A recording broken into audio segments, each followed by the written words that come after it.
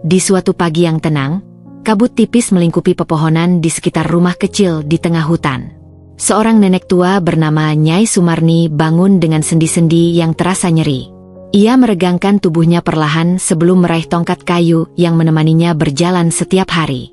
Meski usianya sudah senja dan badannya semakin ringkih, semangat hidup Nyai tak pernah surut. Hutan ini adalah hidupnya, dan setiap hari di sini adalah berkah, meski sunyi dan hanya ditemani suara-suara alam. Baginya, kesunyian hutan lebih menenangkan daripada kesibukan kota yang penuh riuh.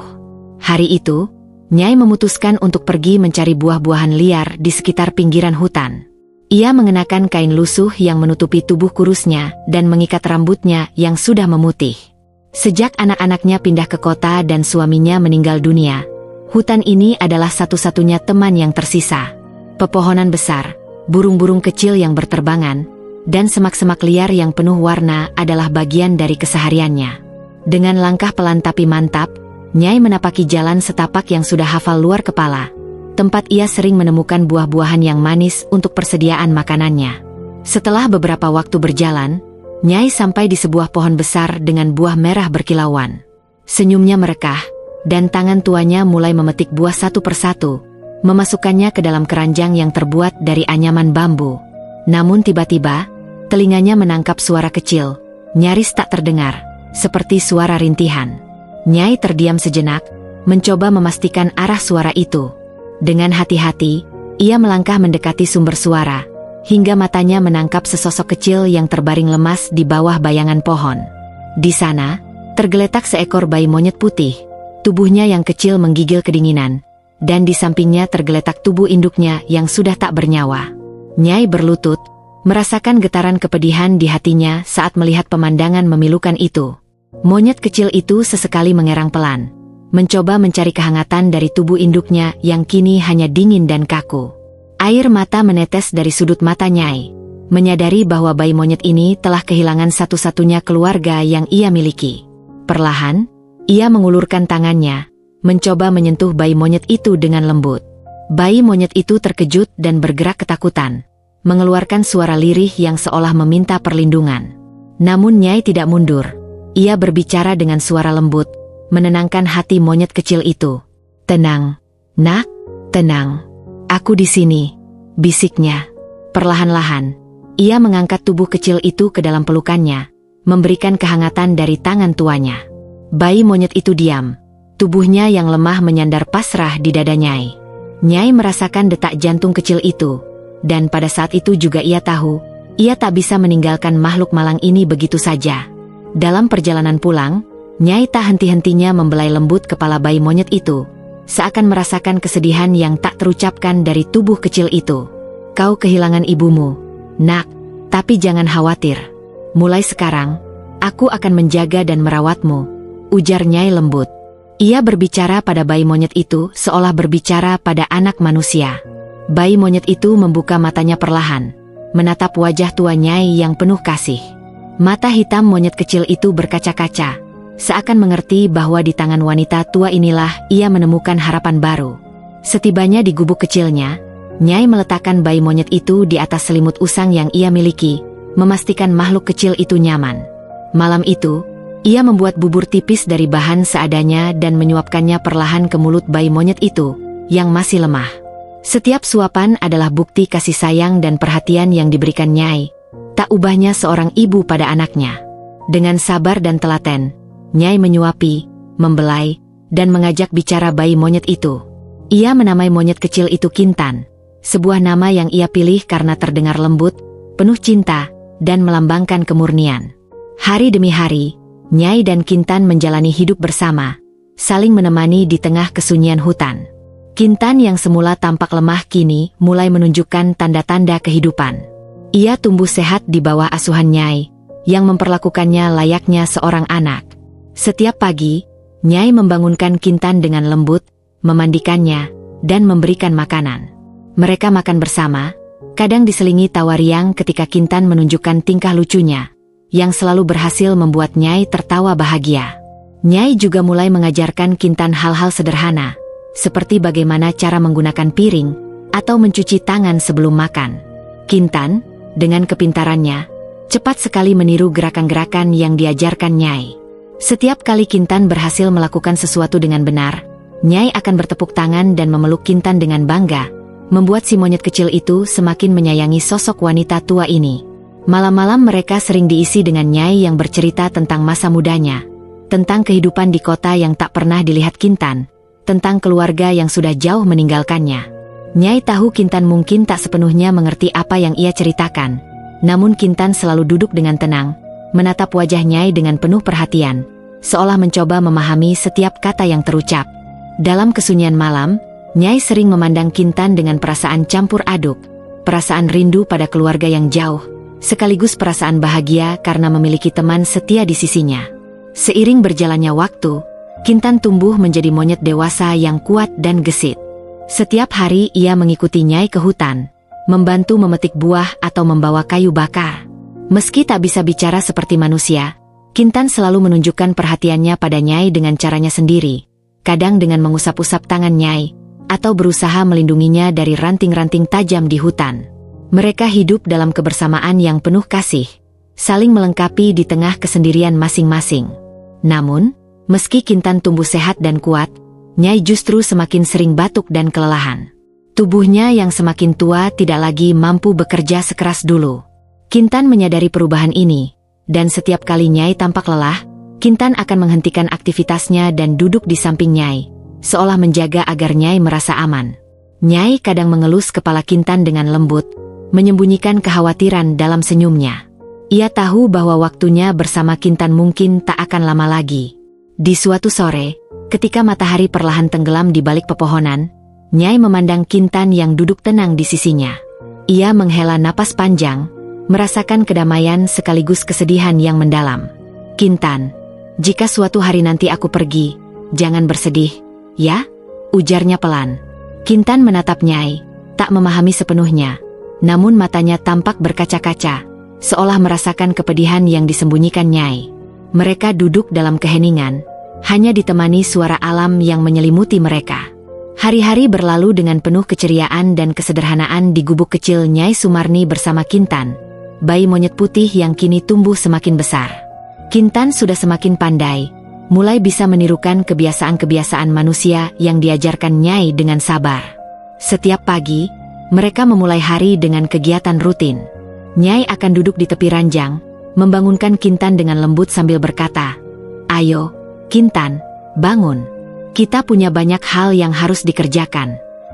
Kintan biasanya akan menggeliat pelan, menggosok matanya yang kecil, dan meraih tangan Nyai, seolah-olah mengerti setiap perkataan nenek tua itu. Pagi itu, Nyai memutuskan untuk mengajarkan Kintan cara mencuci tangan sebelum makan. Ia membawa Kintan ke ember berisi air, memperlihatkan gerakan mencelupkan tangan dan menggosoknya perlahan. Kintan menatap dengan penasaran, memperhatikan setiap gerakan Nyai. Perlahan-lahan, Kintan menirukan gerakan Nyai, mencelupkan tangannya ke dalam air dan menggosok-gosoknya. Melihat tingkah Kintan yang lucu, Nyai tertawa lembut, mengelus kepala monyet kecil itu dengan penuh kasih. Setiap kali Kintan berhasil mengikuti arahan Nyai, wajah Nyai dipenuhi kebanggaan yang tak terkira. Baginya, Kintan sudah menjadi anak yang ia ajarkan dengan penuh kasih sayang, layaknya manusia. Hari-hari diisi dengan berbagai kegiatan kecil yang membuat hubungan mereka semakin erat. Setiap kali Nyai pergi mencari buah-buahan di hutan, Kintan selalu setia mengikuti di belakangnya, sesekali membantu memetik buah atau menyingkirkan ranting-ranting yang menghalangi jalan. Ia tahu bahwa tubuh Nyai tidak lagi sekuat dulu, dan dalam cara yang sederhana, Kintan berusaha melindungi wanita tua itu dengan caranya sendiri. Dalam waktu singkat, Kintan bukan lagi sekadar monyet yang diadopsi Nyai, melainkan menjadi teman setia yang selalu ada di sampingnya, seolah tak mau jauh darinya. Suatu siang yang cerah, Nyai mengajak Kintan duduk di depan gubuk sambil menikmati buah yang mereka bawa dari hutan. Sambil mengunyah, Nyai mulai bercerita tentang masa mudanya, tentang suaminya yang baik hati, tentang anak-anaknya yang kini telah lama tinggal di kota. "Kintan, hidupku dulu berbeda sekali. Aku punya banyak orang di sekitarku. Tapi sekarang, hanya kau yang menemaniku," ujar Nyai sambil tersenyum. Kintan memandang Nyai dengan mata lebar, mendengarkan setiap kata yang diucapkan nenek tua itu dengan penuh perhatian, meskipun mungkin ia tak sepenuhnya mengerti arti dari cerita Nyai. Namun, dalam tatapan Kintan, Nyai melihat pantulan kasih dan kehangatan yang membuat hatinya tenang. Pada suatu sore, Kintan melihat Nyai tertidur lelah di bangku kayu di depan gubuk. Wajah Nyai tampak letih, dengan kerut-kerut yang semakin terlihat jelas di wajahnya. Kintan mendekati Nyai, menyentuh bahunya dengan lembut, seolah ingin memastikan bahwa Nyai baik-baik saja. Kintan mulai peka terhadap keadaan Nyai yang sering terlihat lelah akhir-akhir ini. Nyai batuk lebih sering dari biasanya, dan terkadang harus berhenti di tengah-tengah pekerjaan karena sesak napas. Kintan, meskipun hanya seekor monyet, bisa merasakan ada yang berbeda, sesuatu yang membuatnya khawatir. Ia tak bisa memahami apa yang terjadi pada Nyai, tapi hatinya tahu bahwa ada sesuatu yang tidak biasa. Malam itu, Nyai terbangun dengan batuk keras, dan Kintan langsung terjaga dari tidurnya. Ia melompat mendekati Nyai, menatap dengan mata penuh kecemasan. Nyai menenangkan Kintan dengan membelai lembut kepalanya, sambil berkata, "Tenang, Kintan. Aku hanya sedikit lelah." Namun, Kintan bisa merasakan kelemahan pada tubuh Nyai yang tak pernah ia lihat sebelumnya. Di tengah malam yang sunyi, Kintan duduk di dekat Nyai, tak ingin jauh darinya. Ia merasa bahwa kehadirannya bisa memberikan sedikit kekuatan untuk wanita tua itu. Nyai hanya tersenyum, memeluk Kintan dengan tangan yang mulai bergetar, merasakan kedamaian di hatinya yang bergejolak. Kintan juga mulai menunjukkan rasa sayangnya dalam berbagai cara. Setiap kali Nyai tampak kesulitan membawa barang, Kintan akan mengambil alih dengan cekatan. Ketika Nyai mulai terlalu lelah untuk memasak, Kintan akan mendekat, memeluk Nyai dengan cara yang lucu, seakan ingin memberinya kekuatan untuk terus bertahan.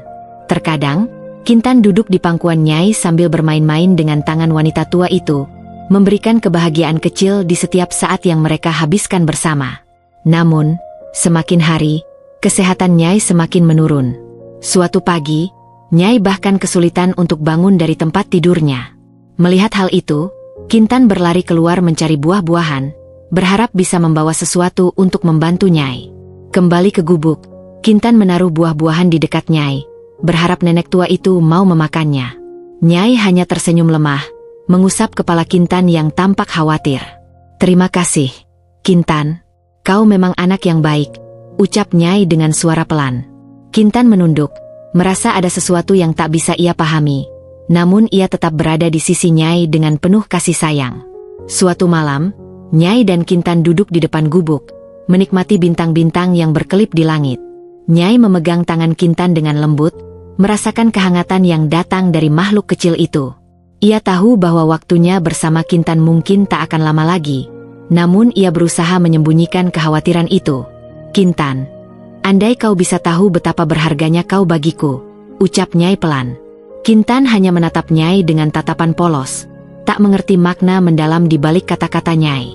Malam itu, Nyai berbicara lebih banyak daripada biasanya, seakan ia ingin mengungkapkan seluruh isi hatinya. Kintan mendengarkan, meski ia tak paham semua yang diucapkan Nyai, tapi ia tahu bahwa suara Nyai malam ini berbeda. Ada kesedihan dan harapan yang bercampur, yang membuat hati Kintan bergetar. Mereka duduk dalam keheningan, hanya ditemani suara hutan yang sunyi dan cahaya bintang yang redup. Di hari-hari terakhir ini, Nyai selalu memastikan Kintan merasa aman dan dicintai. Ia mengajarkan Kintan bagaimana cara menjaga dirinya di hutan, seolah-olah ia ingin Kintan bisa mandiri bila suatu hari nanti mereka harus berpisah. Kintan mengikuti setiap pelajaran itu dengan penuh perhatian, meski ia tak tahu apa arti dari semua ini. Ia hanya tahu bahwa Nyai adalah satu-satunya keluarga yang ia miliki, dan ia akan selalu bersama Nyai, apapun yang terjadi. Saat babak kehidupan mereka semakin mendekati akhir, Nyai hanya bisa berdoa agar Kintan selalu aman dan terlindungi, bahkan setelah dirinya tak ada lagi di sisi Kintan. Hari demi hari, mereka terus bersama, saling mendukung dalam keheningan hutan yang semakin menjadi saksi dari kasih sayang mereka yang tulus. Pagi itu, hutan terasa begitu sunyi, seakan tahu ada perpisahan yang akan terjadi. Nyai Sumarni masih terbaring di tempat tidurnya, tubuhnya diam, tak bergerak sedikit pun. Kintan duduk di sebelahnya, menatap wajah Nyai dengan mata lebar yang tampak penuh kecemasan. Berkali-kali ia mencoba menyentuh tangan Nyai, mengguncangnya pelan, berharap nenek tua itu membuka mata dan tersenyum padanya seperti biasa. Namun, Kali ini Nyai tak memberikan respons apapun. Kintan mengerang kecil, memanggil-manggil Nyai dengan suara lirih, seakan memohon pada wanita tua itu untuk bangun. Namun, Nyai tetap diam, wajahnya tenang, tampak damai seolah sedang tidur panjang. Kintan tidak mengerti apa yang sedang terjadi.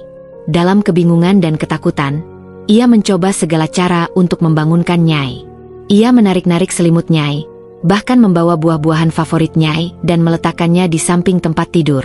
Tapi tak ada reaksi apapun.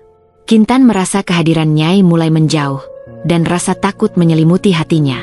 Ia belum pernah merasakan kesepian yang begitu dalam seperti ini. Nyai adalah dunia bagi Kintan, dan tanpa Nyai, semuanya terasa hampa. Menyadari bahwa tak ada yang bisa ia lakukan untuk mengembalikan Nyai, Kintan terdiam, tubuhnya bergetar. Wajah Nyai yang tenang dan damai hanya menambah kesedihan yang tak bisa ia ungkapkan dengan kata-kata. Kintan duduk di dekat Nyai sepanjang hari, matanya tak lepas dari sosok yang kini telah pergi untuk selamanya. Ia tak mengerti arti kematian, namun hatinya tahu bahwa Nyai tak akan kembali. Rasa kehilangan begitu dalam menyelimuti dirinya, membuatnya tak tahu harus berbuat apa. Beberapa hari berlalu, dan Kintan masih menunggu, berharap Nyai akan bangun dan kembali merawatnya seperti biasa. Namun, kenyataan perlahan-lahan menghancurkan harapannya. Kintan mulai berlari keluar gubuk, mengitari hutan dengan mata penuh harap, seolah mencari Nyai di antara pepohonan yang menjulang. Namun, hutan yang dulu terasa hangat dan penuh kasih kini berubah menjadi tempat yang dingin dan sunyi. Tak ada lagi kehadiran Nyai yang menghangatkan setiap sudutnya. Dalam kebingungan dan kesedihan, Kintan mulai menunjukkan perilaku yang tak terkendali. Ia berlarian tanpa arah, kadang-kadang mengeluarkan suara keras, seolah meneriakkan perasaan hancur yang terpendam di hatinya. Tak jarang ia mendekati tempat-tempat yang pernah dikunjungi bersama Nyai, duduk di sana dengan pandangan kosong, mengenang setiap momen yang telah mereka habiskan bersama.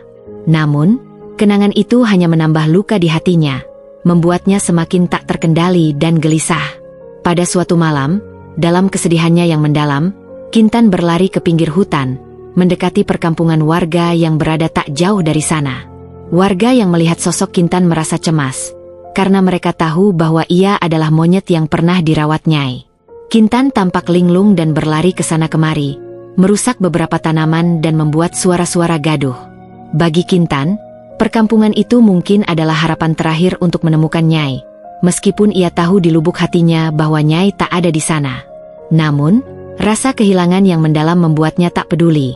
Ia hanya ingin menemukan sesuatu yang bisa mengisi kehampaan yang ada di dalam hatinya. Kehadiran Kintan yang mulai sering muncul di perkampungan membuat warga resah. Mereka tahu kisah Kintan dan Nyai Sumarni, dan sebagian dari mereka merasa kasihan pada monyet malang itu. Namun, perilaku Kintan yang semakin liar dan tidak terkendali membuat warga mulai merasa khawatir. Beberapa dari mereka melihat Kintan berlarian tanpa arah, mengeluarkan suara keras yang terdengar seperti jeritan kesakitan. Ada warga yang mencoba mendekatinya, memberikan makanan, namun Kintan selalu menjauh, seolah tak ada yang bisa menggantikan kehadiran Nyai dalam hidupnya. Di tengah kekhawatiran yang semakin meningkat, seorang tokoh desa mengusulkan agar Kintan dibawa ke dinas sosial. Ia berpendapat bahwa Kintan mungkin membutuhkan perawatan khusus untuk mengatasi traumanya. Banyak warga setuju dengan usulan tersebut, karena mereka tahu bahwa Kintan tidak mungkin hidup sendiri di hutan tanpa Nyai. Selain itu, mereka juga tak ingin monyet itu terus berkeliaran dan membuat kerusakan di desa. Setelah mempertimbangkan berbagai kemungkinan, akhirnya mereka memutuskan untuk melaporkan kondisi Kintan kepada pihak dinas sosial. Suatu pagi, beberapa petugas dari dinas sosial datang ke desa, membawa alat-alat yang diperlukan untuk menangkap Kintan dengan cara yang aman. Mereka mencoba mendekati Kintan dengan penuh kehati-hatian, berusaha agar monyet itu tidak merasa terancam. Kintan yang masih kebingungan hanya bisa menatap petugas-petugas itu dengan tatapan kosong, seolah tak lagi memiliki semangat hidup. Ia tampak pasrah, dan saat salah satu petugas mendekatinya, Kintan tak memberikan perlawanan apapun. Ia hanya terdiam, mungkin sudah lelah dengan segala upayanya mencari sosok Nyai yang kini telah hilang dari hidupnya. Kintan dibawa ke pusat rehabilitasi satwa, tempat ia akan dirawat dan diusahakan untuk dipulihkan dari traumanya. Di sana, Ia mendapatkan perawatan khusus dan bertemu dengan para ahli yang mengerti cara menangani hewan yang mengalami kehilangan. Namun, butuh waktu lama bagi Kintan untuk bisa pulih. Rasa kehilangan yang dalam membuatnya kerap murung, menolak makanan, dan sering duduk di sudut kandangnya sambil menatap kosong, seolah memanggil Nyai yang tak pernah datang lagi. Para petugas dinas sosial bekerja keras untuk mengembalikan semangat hidup Kintan. Mereka memberikannya teman sesama monyet agar ia tak merasa terlalu kesepian. Mereka juga memberinya mainan-mainan sederhana dan makanan-makanan favoritnya. Meski perlahan-lahan mulai menerima kehadiran petugas, Kintan masih sering terlihat termenung, mengenang sosok Nyai yang begitu dicintainya. Kehidupannya di pusat rehabilitasi jauh berbeda dari kehidupan di hutan bersama Nyai. Dan di hati kecilnya, Kintan mungkin masih berharap bisa kembali ke masa-masa indah itu. Seiring berjalannya waktu, Kintan mulai menunjukkan tanda-tanda pemulihan. Ia mulai bermain dengan monyet lain, mulai menerima makanan dengan lebih lahap, dan terkadang mengeluarkan suara-suara ceria, meski tak sesering dulu. Para petugas merasa lega melihat perkembangan Kintan, meskipun mereka tahu bahwa luka di hatinya tak akan sepenuhnya hilang. Mereka memutuskan untuk merawat Kintan hingga ia benar-benar pulih, dan mungkin suatu hari nanti akan melepaskannya kembali ke hutan, tempat yang ia kenal sebagai rumah bersama Nyai. Hingga akhirnya, Kintan menjadi simbol kasih sayang yang tak lekang oleh waktu. Sebuah kisah tentang seekor monyet yang menemukan keluarga di tempat yang tak terduga.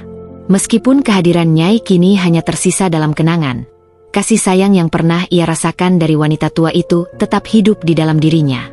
Dan di setiap tatapan kosongnya yang kini mulai memudar, para petugas tahu bahwa Kintan adalah monyet yang memiliki hati yang penuh cinta. Sebuah cinta yang tak akan pernah hilang meskipun waktu terus berjalan. Cerita Kintan menjadi legenda di desa itu. Sebuah kisah yang diceritakan turun-temurun tentang seekor monyet yang pernah hidup bersama seorang nenek tua di hutan. Tentang kasih sayang tanpa syarat yang mereka bagikan satu sama lain. Dan meskipun kehidupan terus berjalan, kenangan tentang Nyai dan Kintan tetap hidup, menginspirasi banyak orang tentang arti sebuah keluarga, tentang rasa peduli yang tulus, dan tentang kekuatan kasih yang mampu mengatasi segala kesepian.